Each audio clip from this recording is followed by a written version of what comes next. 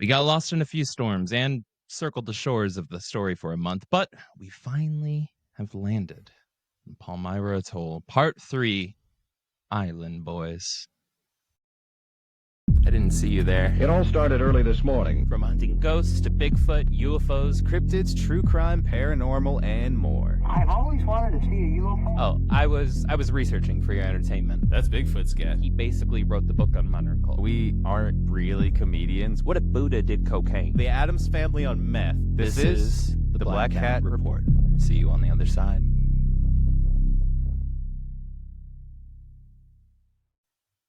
Hello, everyone, and welcome to episode 137 of the Black Cat Report. My name is Gil, and joining me here today, the soon-to-be most notorious pirate of Nashville, Tennessee, Joey. Yes, they call me Pegleg Nash Lee. Just made that up on the spot. Not very good, but if you have a chance, go to Nashville and come visit me, because there is no sea in Nashville. It's true. Yeah. Double entendre. Well, Joey, if you recall, when we last left off with our series on Palmyra way back on episode 134, we were right at the part where Buck and Stephanie were being rescued from their agonizing week of aimlessly drifting right off the island shore, which was the cherry on top of the previous 3 very long, poop-covered weeks they had spent at sea.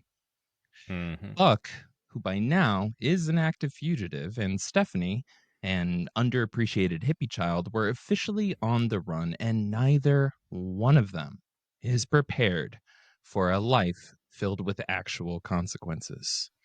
Now, if none of that is jogging your memory, or you haven't yet heard parts 1 and 2, I'd highly recommend scrolling back to episodes 133 and 134 before listening any further.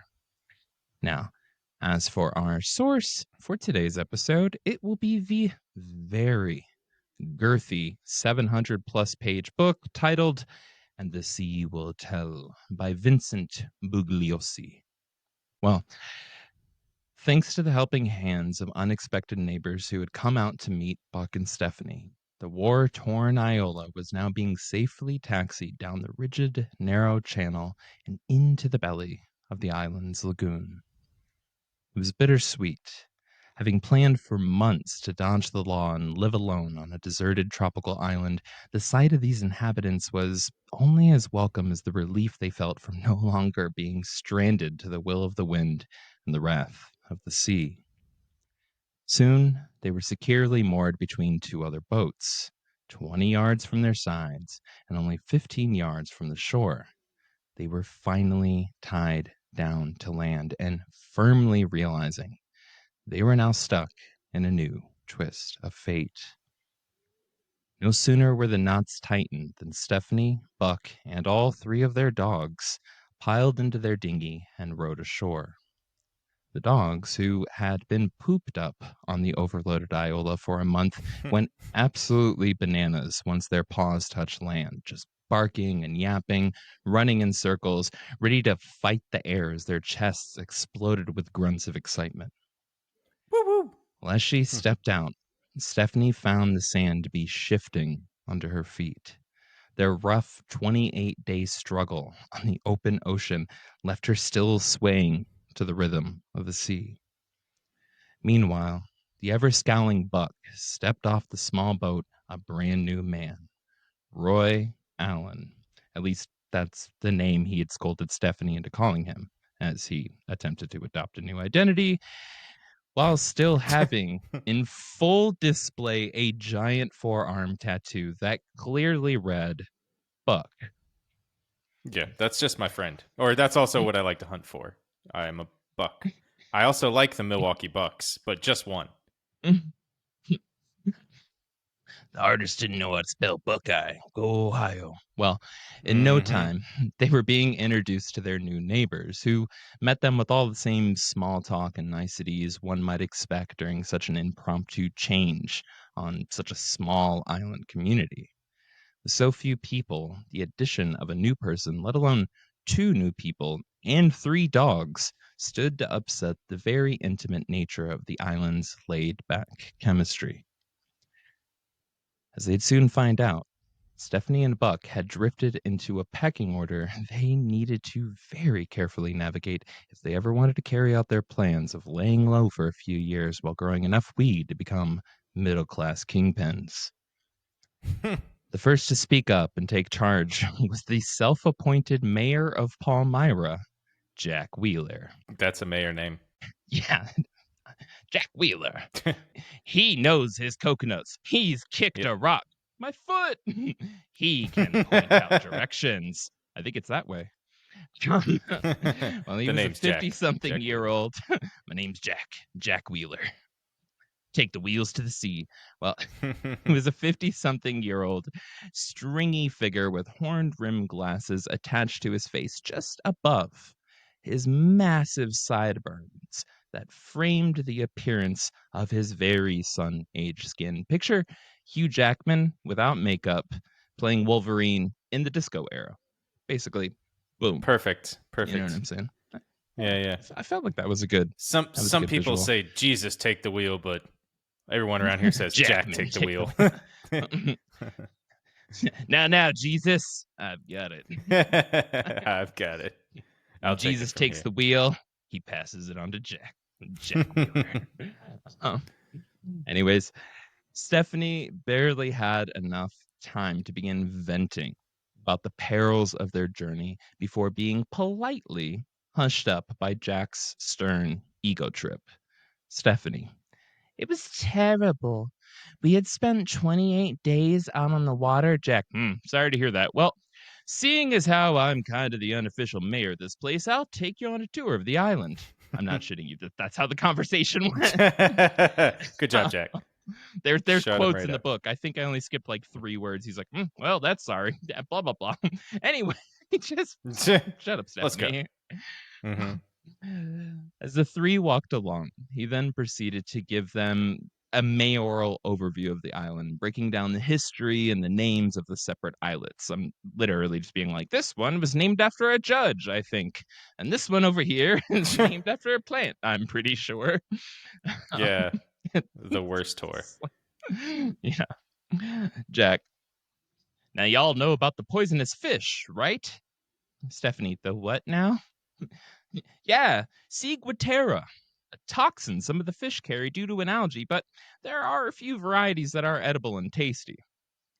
Shortly after this little discussion, Stephanie and Buck learned another fascinating tidbit about Palmyra. The lagoon was literally a breeding ground for black-tipped sharks, meaning you couldn't so much as dip your feet in without risking your toes being mistaken for Vienna sausages. Mm-hmm. And to make matters even worse, there was almost no soil to grow their weed in, at least none that was easy to access. But I'll get to that a little later in the story. Mm-hmm. Their big scheme, very quickly, I'm saying within an hour, was starting to meet the reality of just how inhospitable the island was, and their plans were now sinking faster than the Iola in a harbor on a sunny day. As their tour proceeded, Jack continued to rattle off his knowledge of the island and how he was connected to it. As it turned out, he knew the family that owned Palmyra and had been tasked with helping to make a few modifications to the landscape. One of which was to clear a massive runway of birds who had turned the old World War II era landing strip into their own private bird orgy / daycare. You see, Palmyra apparently plays a huge role in the migratory and breeding cycles of birds that cross the Pacific Ocean, including, and this is true, the brown booby, masked booby, red-footed booby, blue-footed booby, the black naughty, and the brown naughty. It was a landing strip club, literally filled with boobies. Yeah, no, There's this a is lot of like, naughty boobies on that one. There's a lot of naughty boobies. So when the tour crew walked out of the thick island's brush and met the clearing where the Seabird Strip Club was, they were greeted by tens of thousands of horny birds who started going crazy. Nests filled with screaming baby chicks hovered the tarmac while their massive parents started screeching and dive bombing this little tour crew. Now, unsurprisingly, Popolo, Buck's dog, went absolutely apeshit, running Naturally. straight into the nesting birds and attacking everything in sight, while Stephanie began yelling, Popolo, Popolo, Kapoo, Kapoo, Popolo. Oh no. As Popolo snapped his mouth around the neck of the first bird he could catch, immediately cutting its body almost completely in half before he proceeded to shake it back and forth, spraying blood, feathers, and eggs everywhere while tearing it apart in front of everyone. Well, as they stood there, watching this montage of carnage play out, Jack asked the obvious question. Is your dog that hungry? To which Buck replied, Nope, he's just that ornery. And with the exception of these screams still coming from the bird massacre, there was an awkward silence. Buck Yeah, for sure. eventually leashed Popolo, and the tour continued. The trio then proceeded to navigate awkwardly along the nearly mile-long landing strip, all the while dodging massive angry seabirds flying at their faces and attempting to step around the thick maze of nests woven amongst the asphalt. That's also the name Jack, of the strip club, the Landing Strip. that's a good one. That's a good one. Yeah. Lay your eggs here, ladies. Oh my god, the insight, the buffet is just called like the nest. Oh, gotta be. Which eggs galore, Or honestly. Pecker's Choice. Pecker's Choice, get it? Peckers. The double Love it. entendre. Got it. Yeah. Pecker's Love it. Choice. Bro. Dude. We're winning tonight. We're winning tonight. We need strip club merch for this. Yes. Bird orgy strip club, this landing strip club. Mm-hmm. AI, get on that. Get on anyways, we need to like get who is it? Like Timu or whatever to like subscribe to us, because then it'll start making products from us just casually saying shit. Every time people say Timu, I'm just like, you mean the freaking orca?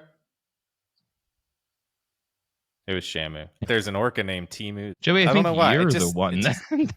that's... Well, we had a whole argument against orcas last episode. So yeah. And manatees. Well, I mean, mostly it was calling out the truth of manatees, but you're gonna have to go back to the last episode to learn reality. To learn. Mm-hmm. Manatees are murderers. Mm-hmm. Well, Jack, ever the one to share a tip, noted that many of the eggs there were actually really good eaten, though they tasted a little fishy. He said that the trick to find fresh eggs was to come out onto the tarmac, clear a 20 by 20 foot area of any nests, then come back the next day, and any eggs you find in that area be fresh and ready for the taking. I included that because I thought that was a cool survival move. Well, it's true, but it just reminds me of Chris Farley in Almost Heroes. I don't know if you've ever seen. You remember that like, movie when he's like like the in eagle or the and condor? Yeah, and he's trying to get the eagle egg to fix Matthew Perry's character, and then he brings it back and she cracks it, and he's like, "I could have done that at the beginning." Great movie. If you haven't watched Almost Heroes, watch it. Great movie. Dude, so good. God, Chris Farley. Well, yeah. So as the crew rambled along, Jack rambled on, taking them around to the old military ruins still dotted across the landscape, while telling them tales of underground bunkers he and his family had once explored. When the Navy had left, much of their surplus had stayed behind. Seems to be a tradition. And although picked through over the years, there was still enough random equipment and supplies lying around that one could find parts and pieces to build and repair any number of things that might break while surviving on an isolated island in such a remote location, right? For sure. Yeah. Well, when they finally stopped for a break, Jack asked Buck and Stephanie how long they were planning to stay. And upon hearing her plan to plant a vegetable garden and live off the land, he made a point that they should probably reach out to the owners for permission if they were going to permanently make a life on the atoll. Mhm. There was a pause, followed by Jack seemingly bragging about his own credentials again, and the permissions he had been given again. Yep, my boy and I were tasked with cleaning up the landing strip. The owners want us to clear out enough of the birds so that a plane can land. Not sure how successful we'll be, though. Seeing an opportunity to sneak his way into the mayor's good graces, wasted no time and quickly replied, I can help. Now, there's something I need to note here, not about the story, but about the book. Mhm. I don't know what it is, but the author, Vincent Bugliosi, never misses an opportunity to sidetrack into slightly erotic descriptions. Quote, give you a hand, Buck said. Jack paused and seemed to consider Buck's hefty shoulders and taut, muscular arms. Jack, couple more strong arms would be good, he agreed. At this point in the book, there has already been about 9 of some of the most awkwardly laid back sex scenes between Buck and Stephanie, including one where I'm not joking. After noting Stephanie saw him as a quote, exciting and experimental lover, the author starts explaining Buck's style of making love. And he does this with the type of cringe I didn't know was possible for something rated PG. This I is want to hear pretty it. much a direct Yep. quote. Buck, lay down like this. Put your leg right here. What if you turn this way? Try this angle. Wear this hat. Slide to the left. One hop this time. Right foot, left stomp. Take it back now, y'all. I honestly just imagine the writer of the book, Bugliosi, just sitting in the corner of the boat, just like, take a leg back here, Buck says, and just writing in the book as they're having. I Yeah. if I flip to a page, I guarantee you, within 2.5 pages of anywhere I flip, there's some sex scene description. And it's always like very PG or like Mm-hmm. it just feels unnecessary for like the story. It's like, okay, Yeah. I get it. They were fairly young lovers and they fucked. You Yeah. don't need to just constantly be like, and then after that, they kissed at the sunset and went below deck, their bodies rocking to the waves pressing against the boat. Anyways, Buck didn't have front teeth, and the next morning he bought. I'm just like, what the fuck, Vincent Freaklioso over there. dude? That's a good one. That's a good Yeah. one. Well, anyways, I'm just trauma sharing right now, but it would Please do. behoove me and it would behoove the audience to not know this book randomly turns into a dollar store romance novel for like a paragraph and then just Yeah. back to the murder. Well, Because up until now, I didn't know that was happening. So I really do appreciate yeah, you letting me know. Because it just seemed like this is a good read of like, oh, this is all happening. And yeah, he may describe it. But then every once in a while, it's just like, let's get that boat a rocking. And if it's rocking, bro. please, writer, come a knocking. Like, come in here and Yeah. start writing. There was a previous section where it like went on and on and on about their sex life.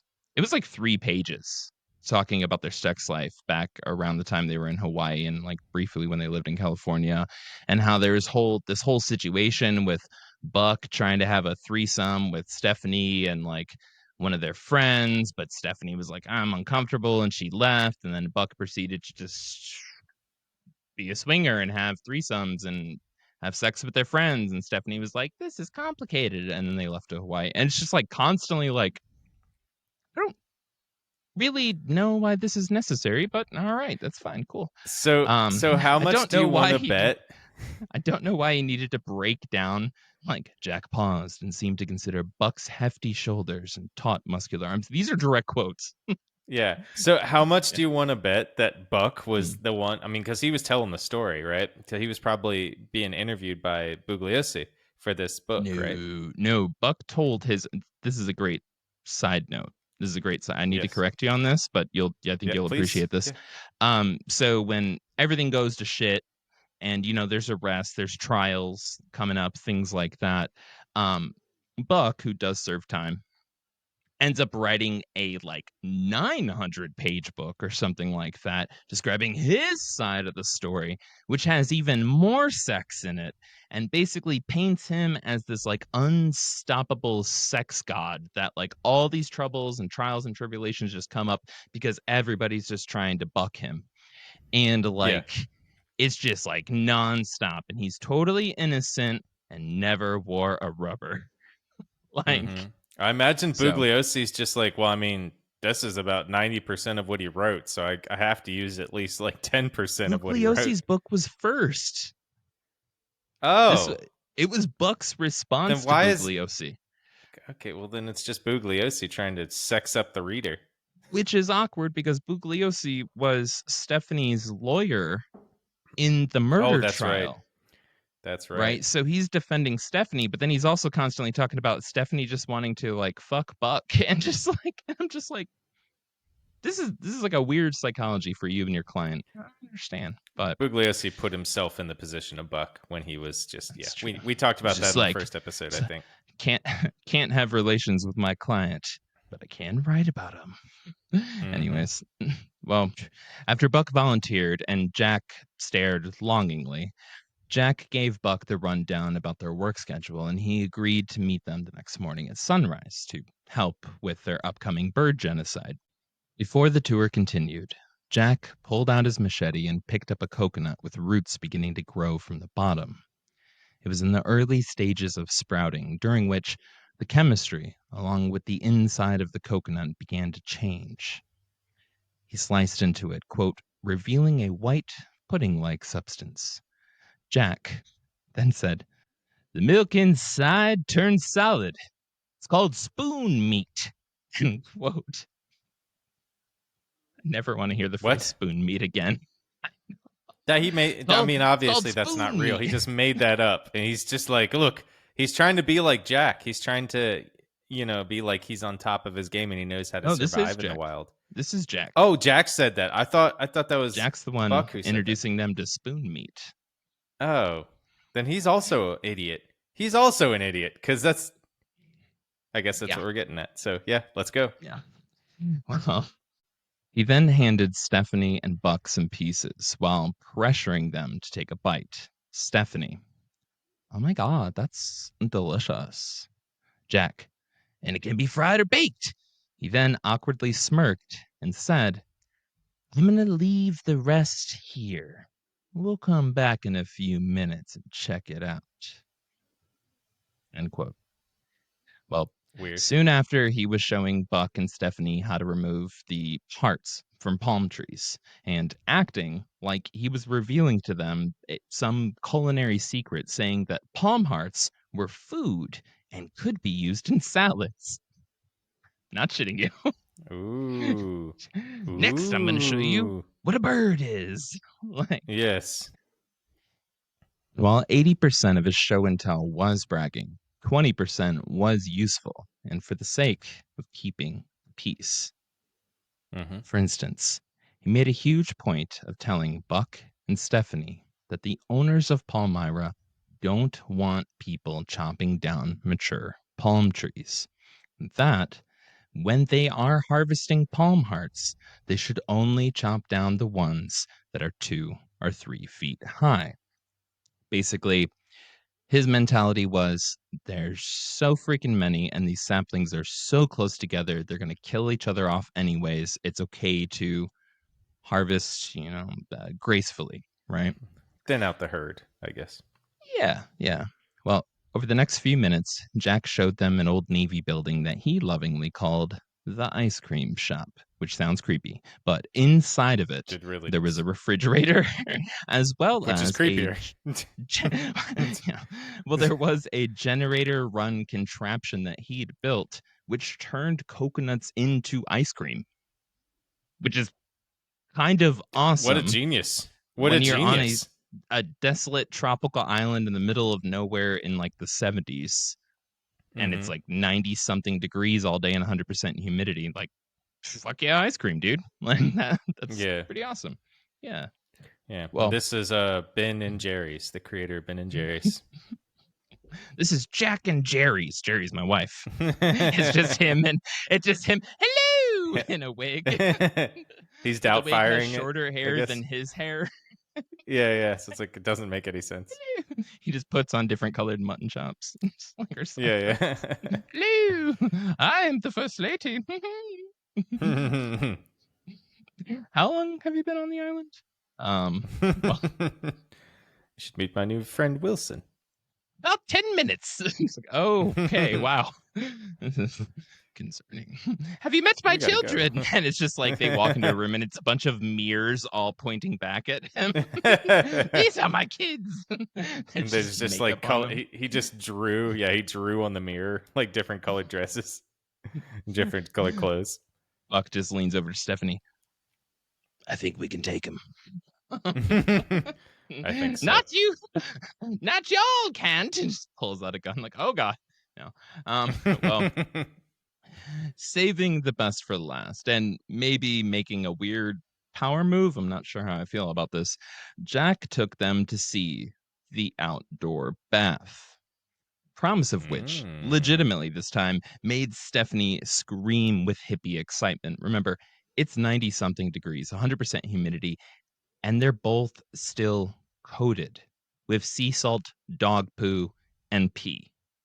So this whole time this tour was going on, they were walking around in muggy sweat, just covered in sea salt, dog poop, and piss. And Jack is just kind of like, and this is the ice cream shop, and this is a palm hot, and they're just like, yeah, okay, cool. So this is an abandoned building, and have you seen the birds? And it's just like, just like kind of feels like a weird power move to like you think if you're really being hospitable you'd be like, oh my god, y'all have had a rough time, hey, go get some showers, I'll show you where that's at when y'all get a chance, I'll show you around the island. Seems less, I don't know. Yeah, and that mixture of salt, poop, and urine is also the new scent from patchouli. They made a new cologne that is patchouli styled. STPP, eau de toilette. Well, ew, the toilet. Before they could reach the bath, they passed by the coconut Jack had sat down only minutes earlier. When they saw it, Buck and Stephanie were left standing in shock. In that brief time they had stepped away, the coconut was completely filled with hermit crabs already fighting each other over the sweet insides of the seedling. It was the perfect way for Jack to demonstrate just how hungry the island was. A reminder that the land was always ready at a moment's notice to consume anything the wildlife found edible and unattended. Little toes and fingers. I wonder, honestly, it's like if they fell asleep, which I guess he was making the point of, if they fell asleep with, being outside and probably not covered or up higher, they would probably be eaten. Yeah. By little I mean, crabs. this is such a small island and so remote, and the life forms that are there have been there for so long that it is just an incredibly hyper efficient ecosystem. Like you can't look at it as like there's any waste or anything. Like anything that evolved there evolved with the very near neighbors, every single thing. If there is a resource, it's a part of the circle of life. Everything just constantly being consumed, dying, growing, dying, growing. You go to situations like that and you leave anything out, it's getting eaten immediately. Yeah. Well, I doubt that the birds even would fly away from the dogs or the people because they're so not used to people that they would probably just like, a lot of seabirds when sailors back in the 1600s, they'd come there and they'd never have people there. The birds wouldn't run away. What happened to the dodo? is that they just wouldn't run away because they don't know to be afraid of people, because they're just like, oh, that's just something else. It's not going to come eat me. It'll only eat enough of us to, like, only eat a few of us. And then people are just like, ha ha, psych, we're eating all of you. And we're just making you Yeah. extinct. Dude, they got numbers. Like, picture a mile-long plane landing strip and barely any exposed asphalt because of just nests. And, like, nests built on top of old nests on top of old nests, and is just littered everywhere. Mm-hmm. Right? Yeah. Like, this is, like, all of those birds and, like, 30 more are all doing their cycles, their little cycles of Mhm. life, right? Like, on this Yeah. on this runway strip. Yeah. And think And about just it to too. let you all know, go ahead. Good. It's in the South. This is near the equator. It's asphalt. Eggs need to Yeah, yeah. be incubated. They need to be kept hot. It is the perfect spot for Yeah. for all of these Y- damn birds. But go For ahead, sure. sir. And just to let you all know that at the landing strip, there'll be plenty of asphalt being shown everywhere. So, Mhm. There's a lot of ass, and it is our fault. yeah. Well, with the mayor's tour finally over, Stephanie and Buck headed back to the Iola, but quickly got pulled into a brief side quest after their new neighbors on the Caroline invited them on board, where they met some ham radio nerds, smoked a joint, drank a little, then finally got to go take a bath. Ever the opportunist, author Bugliosi makes a point to again highlight how this led to the couple making love. But that's not the worst part. In the afterglow of their passionate romp, Buck proceeds to read out loud to Stephanie a chapter in a beachcombing book that was literally just a giant list of all the quote useful products derived from coconuts. Nothing sexier. Anyways, like I was saying, coconut is the fruit of the sea.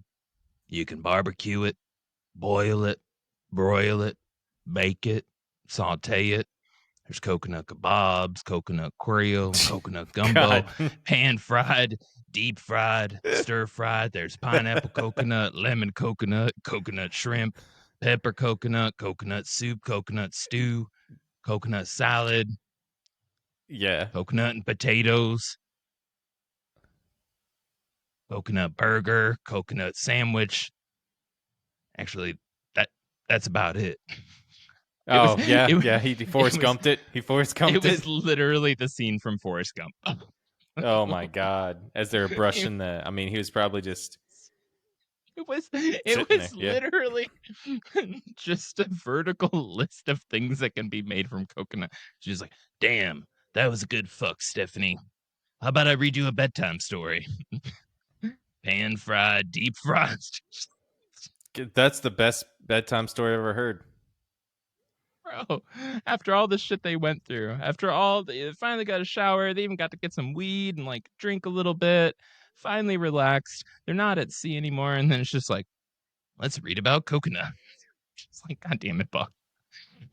I mean, it's very useful for sure if they're, because Didn't most of wait their until the diet's going to. morning, dude. Yeah, but I don't know. Maybe that was his calm down, Maybe that was his calm down book, and that's how he calmed down from coitus. That was his come down book. Well, since I'm not allowed to go to the landing strip, I guess I'll just read about coconutting. Damn. Boom. Psst. The next day, Buck kept his word and met up with Jack to help him commit some early morning avicide, which, by the way, I looked up, is the word for mass genocide of birds. Avicide. Avicide. I didn't know that. I just Aviary. guessed. Aviary. That would make sense. Avicide. Aviary. Avian. Yeah. Avian. Flu. Yes. Anyways, avicide. So think about that, y'all. It's a good Perfect. username. Well, upon his return, Stephanie noticed he was covered in sweat and exhausted. For Buck, it had already been a very long morning, and Stephanie wasted no time prodding him about how things had gone. But work wasn't Stephanie's concern. Knowing Buck's temper and his less than award winning people skills, she was trying to gauge basically how well Buck had gotten along with the mayor.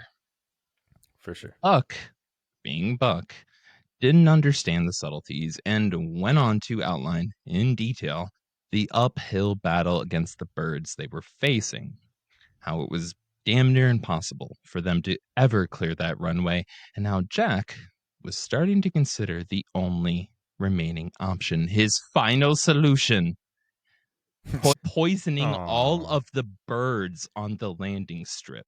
Stephanie, did you just say poison them? Buck, in a completely unaffected tone. Yep, apparently Jack has a bunch of the stuff. Says he has enough poison in one of those sheds to kill an army. He then went on to explain in detail how they would then destroy all the eggs and burn all the nests. Avicide was the proper word for this. For sure. Well, Yeah. They're killing everything. even for Stephanie, Buck's calm, unfazed demeanor while casually explaining how he was planning to help kill thousands of animals at once, it was concerning, right? Very Maybe over a concerning. lifetime, there's like tens of thousands of birds. He's just, yep, we're just gonna fucking kill them all. Anyways, he has a lot of poison, and it's just like, do you not have any feeling, bro? Like this is fucked There's up, right? there's no scruples there. What an asshole. No scruples, not a single scrupe, not a scruple to Mm-mm. pull. Mm-mm. Mm-mm. Well, nevertheless, the thought of it got her fired up, and she began scheming up ways that they could stage a sit in to stop it from happening. And while I What? 100% agree with Stephanie, this is messed up, right? Yeah. The idea of a sit in when there's only like 10 people on the island and Buck is one of the people killing the birds seems a little bit ridiculous. I mean, in my mind, first thought I have is just go steal the poison or, go help them move the birds. Yeah. I don't know. Find a better Anyways, solution. foreshadowing. Yeah. Stand Find a in. better final solution. Yeah, yeah. Stand in. Don't sit in, Just do something a little bit better. It was just like, we're going to stage a sit in to keep them from landing on the runway. It's like, so you're going to wait until after all the birds are dead to then stop planes? Like, how does this relate back to your original goal of protecting the birds? Never mind. Yeah, that makes I no already put sense. more They're just thought gonna into it than she did. they're just gonna throw poison on her. Just like here, that's fine. Also, it's her partner that's doing this. But Yeah, anyways, yeah, for sure. a few days passed, and Buck continued helping Jack and his son clear the runway. He didn't want to help, not because he was morally opposed, just to be clear, but because he was lazy and the work was boring. He did Yep. it because he and Stephanie saw this as the best way for the two of them to quickly build up social capital, hoping that if he kept acting like a good Samaritan, Jack would eventually, maybe, recommend to the island's owners that the two of them should stay on as the caretaker of the islands, or as the island's caretakers. Fuck that part. Yeah. Not a bad scheme, if you're going to be there all day, anyways. Yeah, yeah. But any brownie points Buck had earned were quickly lost when, on the morning of June 30th, Popolo took a bite out of Jack's son, sinking his teeth straight into the boy's thigh as he attempted to walk past the leashed dog. And while it wasn't enough to critically injure the boy, and by that I mean he wasn't going to bleed out, it was definitely enough to leave a lasting wound on their relationship. How old was the boy? I think he was like in his early to mid teens. Don't quote me on that. He was younger, but yeah, I mean, but he was that's a old enough lot. to That's help his dad with genocide. So he was at least 12. Yeah, yeah. know. That's trauma there a lot for that boy too, and like that's a lot. I mean, also even if the dog bites you, especially there, and this is also the 70s, they're Yeah. miles away from medical stuff. So if his leg gets infected, there's not much that they can do for that, because I doubt they really had a whole shit ton of medicine out there with them. They probably had just a little bit enough. A lot of the yachties, the yachting community, they were trained in paramedic type stuff. They have to be. That's good though. Yeah, for sure. Specifically because of situations like what happened with Buck, where a huge hook went through his damn Yeah, that's thumb, and he was That's like, "Guess I'll just rip it out." People need to be trained in like advanced first aid and medical treatment. So, a lot of folks on these boats, they have prescription grade uh, antibiotics, right? And That's like good. Yeah, that makes all sense. the But standard. still, Everything they would have at an urgent care, basically, is what these for sure. folks Yeah. generally carry. But with still, them. it's not ideal. No, no, it's not. And just a reminder, and this is not against the dog itself, it's 100% against Buck, because this dog is 100% reflective of Buck. Not that the dog doesn't have a personality, but it's the dog's personality met with Buck's style of upbringing, which is more like bringing down. This is a massive pit bull, right? I fucking love pit bulls. Pit bulls are the cats of the dog world. They're so beautiful. They're so Family has beautiful and pit so bulls. cute. We love the fuck out of pit bulls. They are the sweetest little motherfuckers on the planet. But we can't deny the fact that they're basically furry little dinosaurs, and they'll fuck you up if they really, really, really wanted to. Which is also why you love them. You're just like a big, gentle, solid muscle giant, and you're the biggest sweetheart in the world, and you'll protect everyone that you love and that smiles at you or gives you a wink.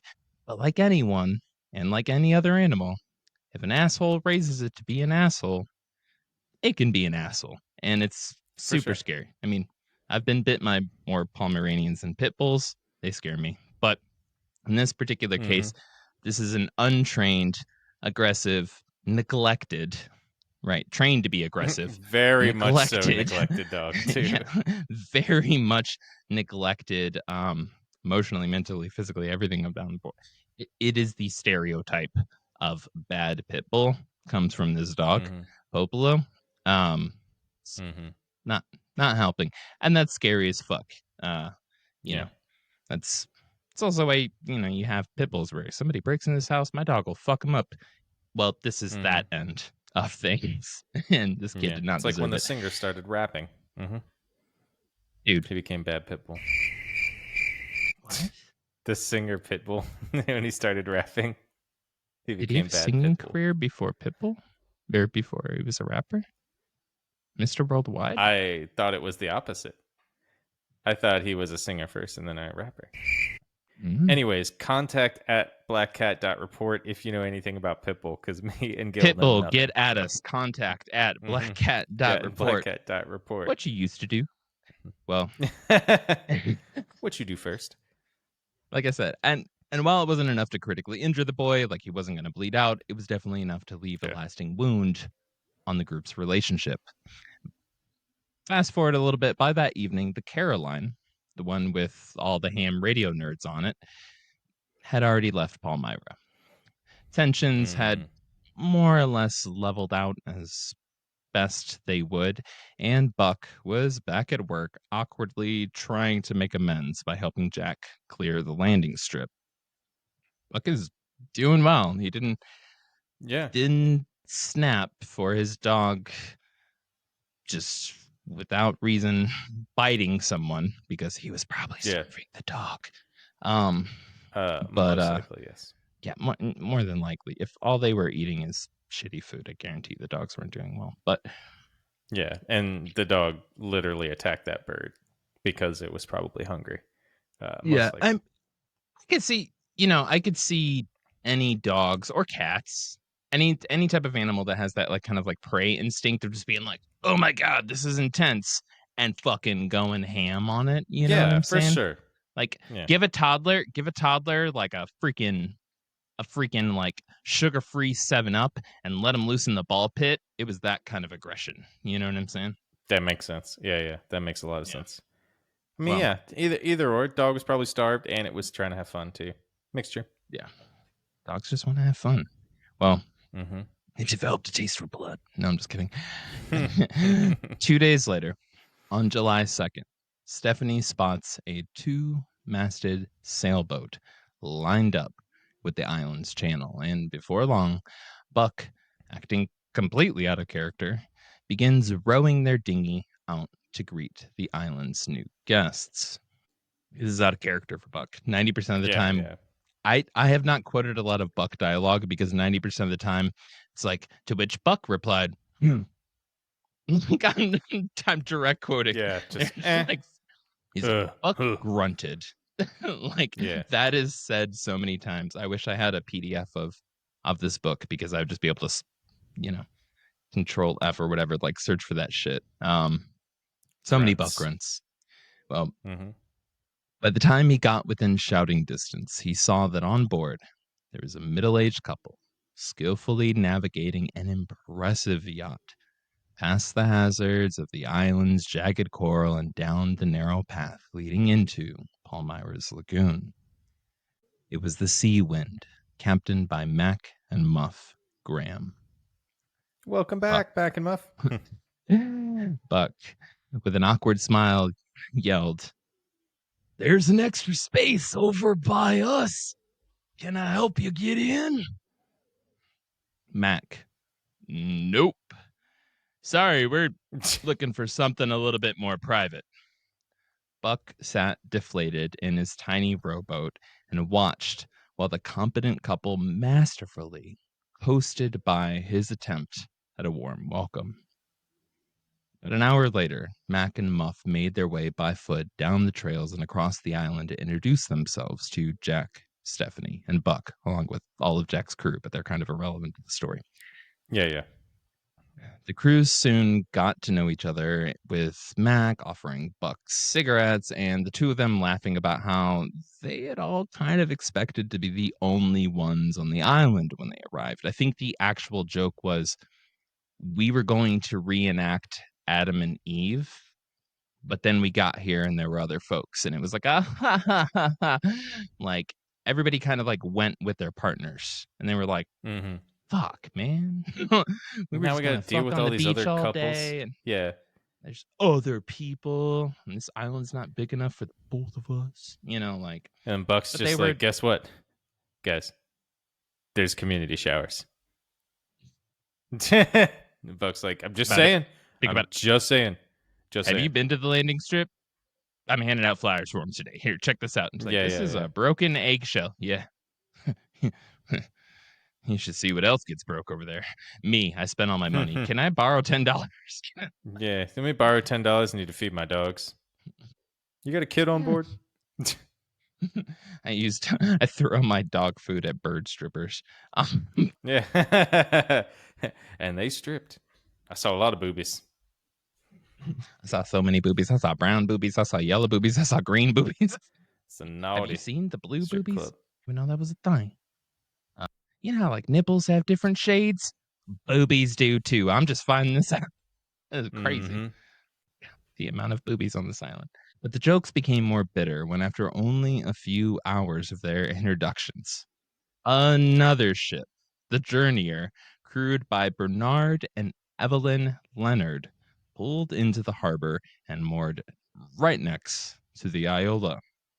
In total, there were now 11 people on the island, with each boat's crew having fully expected to be the only ones enjoying Palmyra's remote isolation.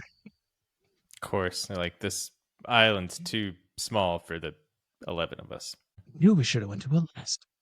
Well, there was a clear but unspoken resentment that kind of settled through the evening's conversations as each team tried to politely gauge the length of time that the others would be squatting in their paradise.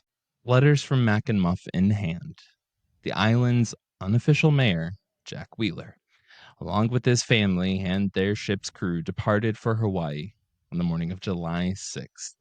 Mac and Muff couldn't have viewed Palmyra any differently if they had tried. See, while Mac wrote home to his mother, describing it like a tropical Garden of Eden that was constantly calling to him in every moment, inviting him to explore, Muff, on the other hand, went to great lengths detailing the dilapidated buildings, stripped down vehicles, poisonous fish, the non stop squawking of the birds day and night.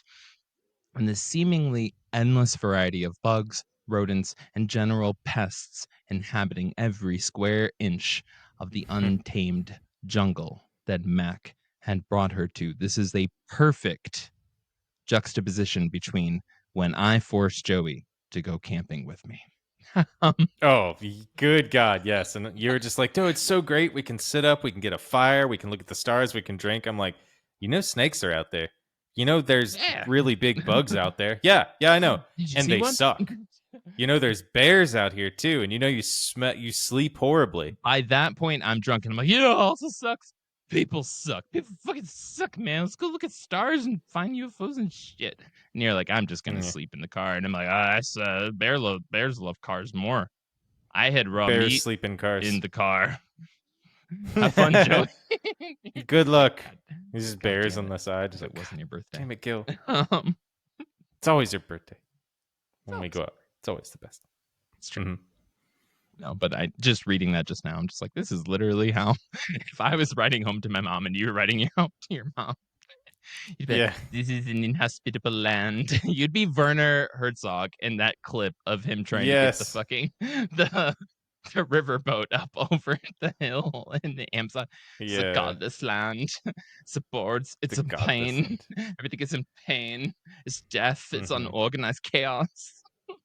Dude, yes, that's the outside Joey, world for me. This is just the 7-Eleven at the bottom of the mountains. Absolute terror. It is terrible. It's terrible. They don't even have hot dogs. Had was the hand blowing machines. I want paper towels. So what is going on here? You got to have paper towels. The germs. So, within a week, there was a new chemistry forming between the island's inhabitants. You see, while Mac and Muff spent most of their time during this period pursuing Mac's jungle adventures, Stephanie began regularly producing coconut butter and various other simple goods as she began a sustained effort to barter with the Leonards and the Grahams. That's smart, though. Now, that's good. Yeah. The reality was, no, that was the best that she could do. Don't get me wrong. But the reality was... she could do, yes. Yes, the keyword that she could do. The reality was it had only been about 2 weeks since Buck and Stephanie had arrived, and supplies on the Iola were already dwindling. She found herself reliving her fears that she had experienced a few weeks earlier of them running out of rations. This was payback for Buck's reckless consumption during their month-long voyage at sea. And just as before, while Stephanie made every effort to be proactive and responsible, Buck sat on his butt and did little to contribute. In fact, he negatively contributed. He started making on a regular basis. I wasn't sure how to phrase this. Every time she would come back from these trades and bartering with the neighbors, he would make disparaging comments about the other people on the island and going so far as to mock Stephanie for associating with them. He'd be like, oh, the Leonards. Oh, so-and-so Leonard. He's so uppity. I don't even know why you're talking to him. As he just sat on his ass all day, and she's like looking at the food supplies being like, are you fucking stupid? Like, if I don't suck up to him, we're fucked. And you're going to get on me, and I'm the one that's making everything, and I'm the one trying to go out and do this, and I'm the one trying. Like, Buck's a douchebag. Still, their neighbors did do what they could do to help the desperate couple, regularly trading things like fish and small quantities of ingredients, flour or sugar, things like that, for Stephanie's simple homemade goods. In reality, neither the Grahams nor the Leonards had any use for her constant daily supply of butter that she was pestering them with. It was kind of like, all right, girl, you were just here yesterday with coconut butter. We haven't even used yesterday's coconut butter. I guess I can give you a little bit of tobacco for Buck. Or, I guess I can do this. Okay, like, we have rations too. it was starting to get, I don't know if you can feel that, but those kind of vibes of like the tension on the island of like, Yeah, okay, this it's isn't, growing. yeah, this Yeah, isn't going you're well. just mooching. You're just mooching, and we're starting to be like, all right, we all came here thinking we are gonna be by ourselves, and now we have Yeah. two mooches. Yeah. Yeah. And you're 100% right. So, like, by this point, Stephanie and Buck were living off of charity, and it was starting to annoy the hell out of everyone who, like you just said, Mm-hmm. thought they were going to be alone to begin with. Yep. There's nothing worse than when you're going somewhere and you're like, oh, yeah, it's going to be the sweetest, most romantic. You tell your partner it's the sweetest, Mhm. most romantic time.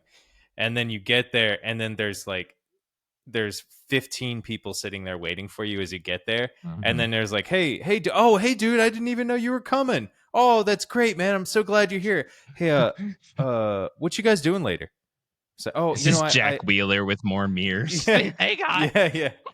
What you doing later? Oh, I think I just want to have I think me and my partner, we're just gonna sit and have a really nice, romantic night in. Oh yeah, you mind if I join? Yeah, That's pretty bro. much what it is. Bro, I was wondering, like, you didn't text me back about the game. Like, my TV broke. Is it still cool if I come Mm-hmm. over? It's like, I never said you could do that. Bro, it's the game. Of course I can.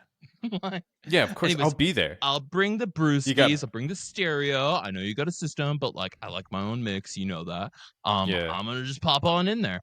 And this whole time, you're just waiting in the front lobby area. You're not even through the double doors. You're like halfway through the front door of the double doors, and it's just Jack Wheeler talking to like 19 different mirrors from 7 different countries. And the hostess, Mm-hmm. they just don't know what the fuck to do because they're also a mirror. That They're is Jack also Wheeler, Jack Wheeler. Yeah, he's just all these people. Yeah, Jack Wheeler, a Jill Wheeler. reflection of you. It's just him with his own campaign commercial. Yeah, I'm I Jill like this Wheeler. insane mayor. Yeah. Hey, you know what? You got to have one. Every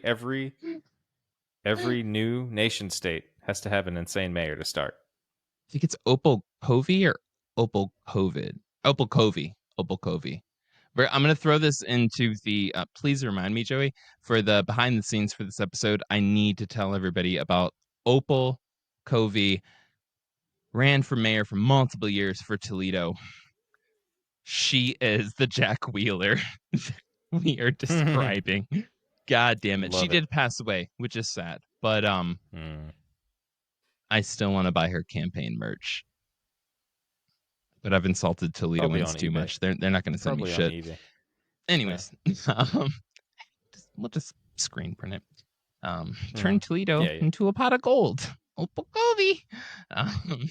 Anyways, the next few weeks would show efforts made by the other crews to ease tensions on the island. I think it got to a point where, you had 2 other boats of folks, and they were just kind of like, all right, this is how do we have the difficult conversations without completely fucking up this Lord of the Flies kind of situation that's developing here that's really weird 100%. and Yeah. slash like, fire in paradise kind of shit. So they went the route, both crews, right? So when I say both crews, I mean like the Grahams and the Leonards, they both kind of at one point in time went the route of being like overly hospitable to try to like prove all of the insecurities they were afraid of if they just came out and said something, to kind of be like, no, Yeah. that's not any of this. We want you to understand us. We want you to be comfortable. We want you to appreciate us. But we also want to establish boundaries. But we also realize how bad it is. But we also don't know what else the fuck to do. And we're not shitty human beings. So we're trying to go the Yeah. nice route. Right. This all kind of transpired into a series of like invitations. Right. So up first was the Leonards sending an invitation over to Buck and Stephanie to come spend the evening drinking rum and sharing stories on their yacht. And Mm-hmm. finally, right, and that was a nice time. They hung out and they ate food that didn't suck, and they weren't on in their piss shit filled boat. And like it was like, Yeah. oh Yeah. wait, this is what boats could be like. Fuck, Yeah. like they had a Nice. nice Yeah. evening, right? And they tried to balance out growing tensions, right? The responsible adult thing to do. Well, eventually this would then transform over to invitation from the Leonards to Buck and Stephanie to spend an evening drinking rum, sharing stories on a very nice yacht. Finally, an evening with Mac and Muff Graham aboard the Sea Wind. It was breathtaking, like a well-decorated penthouse, thoughtfully organized and refined into an area the size of a hotel room. There was fine china and vintage cutlery sitting at a proper dining room table, art and mementos collected from all around the world, but it was practical. Everything had a place, and it was so neatly fitted that one would have to stop and pause to even realize that the room was formed around all the necessary components of a ship. Mm-hmm. Mac and Muff proceeded to then give them a tour that was like so clearly rehearsed over the countless evenings spent making friends around the world. Like this was stunning immediately when like Yeah. everybody knew that the outside of the Sea Wind like just was gorgeous, right? Yeah. But when when Buck and Stephanie finally sat down, they're just like, oh my god, like this is like a perfect 5-star hotel room with a full Yeah. kitchen and with a full everything. And like it was one of those spots where like you had to adjust to realize, oh, there's a pipe running up there, oh, there's a this over here, oh, there's Yeah. implements for sailing in the it was so well fitted to the decade-ish of them doing everything on this boat and making it just flawless. This was the perfect sailing vessel, right? Like Mm-hmm. you felt at home the second the boat was in still water, right? Yeah. Yeah. Well, like I said, so Mac and Muff, during this period of just awe-inspiring realizations and sights, Mac and Muff gave them a tour that was so clearly rehearsed over their countless evenings spent making friends all around the world. They had done this a million times. It kind of like there were handoffs between like Mac being like, yeah, and then we did it on the Pirates. And then Muff would be like, that's about the part Mac expects me to bring up the fact that I thought it. Like it was so Yeah. Yeah. rehearsed. You were on their stage, and this was home turf, Mm-hmm. right? This is their home theater. Even, and I can't stress this enough, even the usually unimpressed Buck, who kind of a douchebag about everything, even ice cream, he like refused to eat it. He was like, man, I'm just bored of this shit.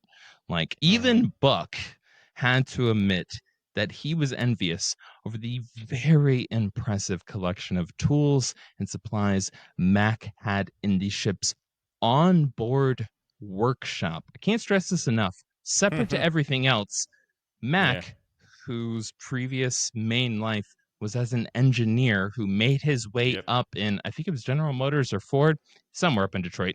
Anyways, Yeah. very early in life, made his way up during the heyday, right, of the big three, right? Made Mm-hmm. his way up in the motor industry in Motor City in like his early 20s, just fucking kicked ass, worked his ass off, became a well-known, well-respected, loved engineer. This motherfucker designed everything. Yeah. Yeah. And you're Yeah. walking into a Beautiful, but genius engineer. Well, you're also walking into a genius engineer's ideal workspace. And if there's one thing an engineer loves, it's a challenge, right? That's how engineers' minds fucking work. So yeah. he's like, we need to have all of these things and we need to have this much. Eventually, we need to have this much square feet for the main Yeah. living area, which leaves me with only this much square feet for my Yeah. workspace, which I have to have. Meticulous. So how Yeah. can I, and just like brilliant. It's just some cool ass shit, right? Even if you're Yep. not into tools and stuff like that, which I'm fucking not, you got to appreciate when you're like, click your elbow against the wall and it's like a jackhammer, a 1973 Yeah. Corvette. You know what I'm Yeah. saying? Yeah. Like Flips. Yeah. Yeah. Seinfeld on Turns over. reruns is Flips over playing, the like just wall. all the shit Yeah. starts happening. That's that engineer mindset. It's so fucking cool. And so this was his fucking playground inside of Yeah. his ship, which was his dream. This is cool as Yep. shit, right? Mm-hmm. And yeah, it had everything from construction materials to carpentry tools to electronics and an acetylene torch. Overall, this evening was incredibly pleasant. There was literally, like, I think it was like a 3 or 4 course dinner that they were served, which was like expertly cooked. Everything Love was it. perfect, Dreaming right? of it. Mm-hmm. They were sitting together, no longer covered in dog poop and piss, in a sophisticated atmosphere that was probably way more upscale than either one of them were used to. No offense to them, but Mm-hmm. well, they're both kind of douchebags. So, anyways, Buck and Stephanie. Offense to them, So, for sure. Yeah. yeah. Well, anyways, yeah. So they were together in this sophisticated atmosphere. They just had a multi-course dinner, and honestly, it was a welcome escape from the half-sunk Iola and never-ending attempts to make coconuts taste anything but like a coconut. Mm-hmm. The couples wrapped up their night with liquor and music before Mac handed Buck a full pouch of tobacco and some rolling papers as a parting gift.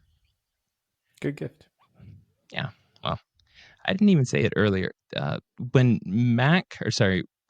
Buck and Mac first met that first day, when Mac and Muff kind of came down the trail and popped up and finally said hi to him, Mac went to go smoke a Marlboro Red, and Buck was like looking at him with those like hungry fiend eyes, right?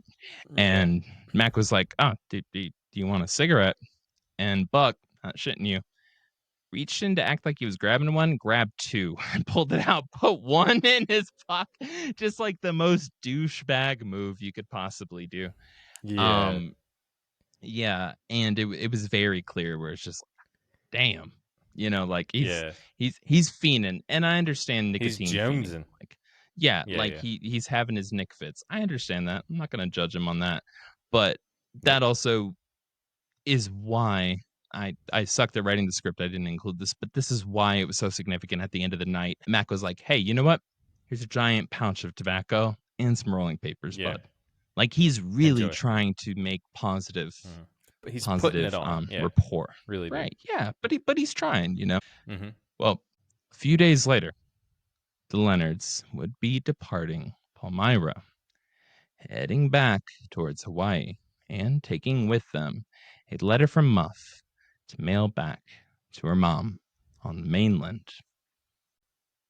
Dearest mother, I don't know why I sound like this, but this is how Muff sounds now.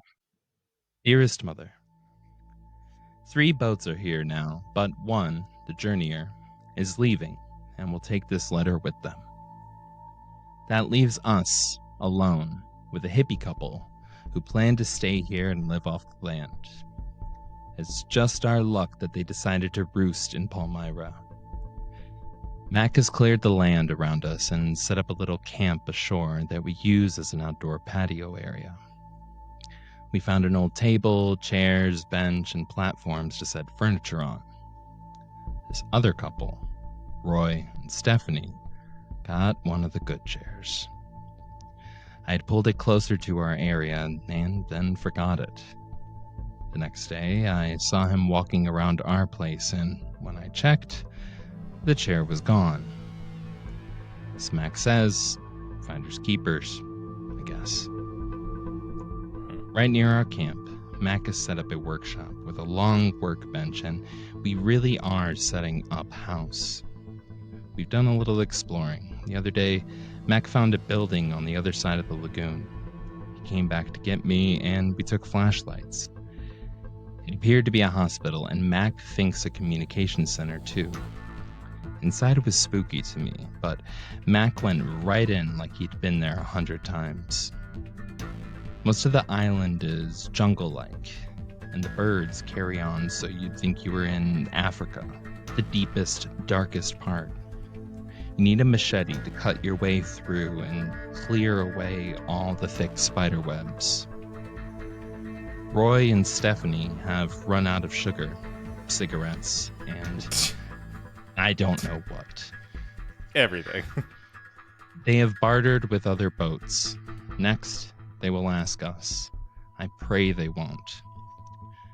Roy has a chainsaw that he uses to cut down trees so they can get to the coconuts easier. It makes Mac furious. To top it off, they have 3 dogs. This island is no place for dogs.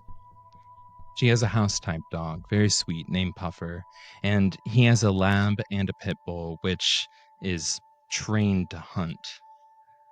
They don't have enough food for them. The two big dogs are already roaming out of hunger, looking for anything they can find to eat. What a mess. Why did we have to arrive at the same time? Such is life, 6 degrees from the equator. Please write to Kurt Shoemaker, the radio operator in Hawaii I told you about. He can pass word to us about how you're doing. Hope your arthritis is better. Love, Muff. Hmm. And as of July 16th, on the journey I left, only Mac, Muff, Stephanie, and Buck remained on Palmyra. And that is where we'll pick back up Don't you next do week it. with the conclusion of Palmyra Atoll and God. the sea went murder. I knew you were going to do it when you started reading the letter. I knew it. I was like, that letter's not the end. It can't be the end. God. If you made it this far, Great, if you made it this far, I'm going to spoil a little bit for next week. So whoever the fuck's watching right now, you came at the right time. Point is, next week, we get into the very rapid buildup of tensions between the Grahams and Stephanie and Buck. Shit starts to go downhill very fast. For sure. There is another crew that is going to pop into the situation. A lot of, and the reason why I've kind of like referenced some of these letters or referenced that the letters were sent out is because this eventually goes to trial, right? And this book is written by the lawyer, right? Vincent Bugliosi. Vincent Bugliosi, he was the lawyer that got Charles Manson put behind bars, right? And like his next big case was this, which he then wrote a book about, similar to how I believe it was him that wrote Helter Skelter, right? Which was like the definitive book for so many years about Charles Manson. Anywho, a lot of the evidence that shows up in court is based off of the literal letters that get sent back home from the different people that are going to these islands. So there's a tradition within the yachting community. You go out to these random remote islands. Somebody's going to leave 3 weeks, 2 months before you do. You write out a letter, you write out the address, you put the stamp on it, and you say, hey, when you get to wherever the heck, do you mind sending this off to my family for me? Right. Yeah. And then in this particular case, which we're building up to with the Shoemaker, the family can then mail letters to a ham radio operator at a nearby island. The ham radio operator gets the letters, opens them up, and reads the letters from your family to you out on the island. Right. So that's kind of how the circle of communication works. Yeah. That's what we're building up to.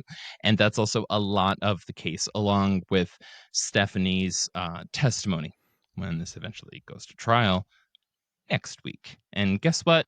We're not going to go in depth on the trial because there is nothing like a lawyer who's famous writing about a case they're famous for in a book. 300 pages of this book is how awesome he is in court. No one gives a fuck. But look how good I am. Look how goddamn good I am. Anyways, I went back to the restroom and I said, wow, look at those collarbones, those clavicles. Mm-hmm. You see those massive shoulders? Do you work out? Do you want to work me out? Oh, sorry, it's a mirror. Didn't see you there, Jack Wheeler. Well, Joey, before we sail off, my bestest friend in the world, sir. We have thank yous. Gotta give a few shout outs to all those majestic sailors swabbing the poop decks of the Black Cat Report Patreon. I'm talking Alyssa. I'm talking Amanda. I'm talking Abe. I'm talking Bobby. I'm talking Bree. I'm talking Bud. I'm talking D, Dave, Dwayne, aka Snatch Twat on Twitter, Don, Dragon Paw from the Star Blood Chronicles podcast, Harry, Carey, Ian, Jackie, James, Jaden, Gavin, leader of the Chicken Cult, by the way. Shout out. Happy late birthday. Little Mystery, Lucas, Marissa, Michael Extreme, Tim Miller from Miller's Monsters, Morgan, Oscar, Peak of the Mountain Productions, aka Betsabe, Rochelle, Buckles, Stephanie, Thomas, Tim Buckles, Gil the Bear. That's not all. Not Wait all. for the beat. Listen to that Hammond. I'm going to give some extra special shout outs to our 2 librarian tier members, Kristen from the Paranormal Girl podcast and the uber awesome Max. And of course, Uber. the always last but never least, our sexiest producer. The one. The only.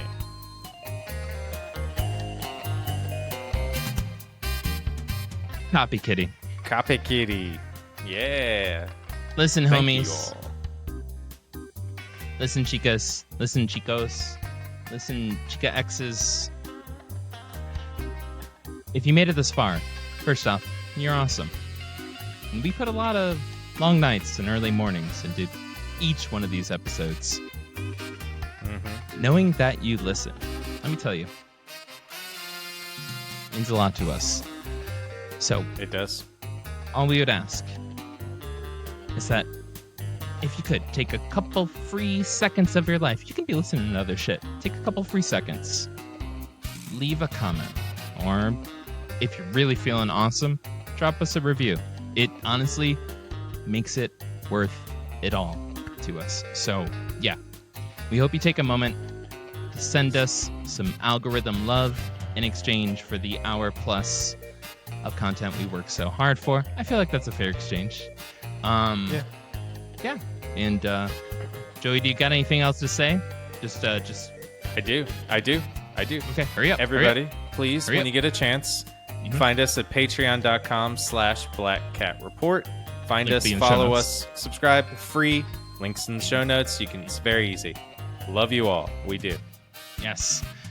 Until then, we'll see y'all next week. We love you all. Yep. Wait. You know this song so well. Bye. Bye.